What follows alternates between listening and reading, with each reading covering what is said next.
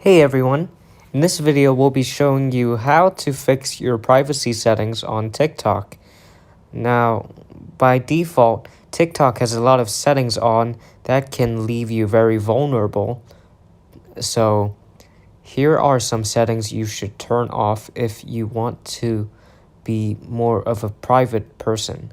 So, let's open up TikTok and go to your profile and then tap settings. And now go to privacy. Now you can turn on private account if you wish, so only users you approve can follow you and watch your videos, but there are also some other settings you can turn off. For example, ad authorization,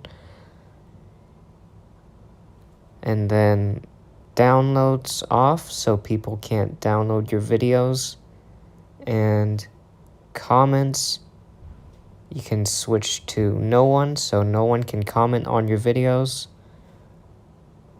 and then following list you can set to only me so no one can see who's you're following, and then duet, stitch, liked videos and all that. Direct messages you can set it to no one so you don't get unsolicited direct messages, and then you can see who you've blocked here. And that's basically it. Thanks for watching this video. If you found it helpful, please leave us a like, drop a comment if you have any more questions, and subscribe to our channel for more content like this in the future. Bye!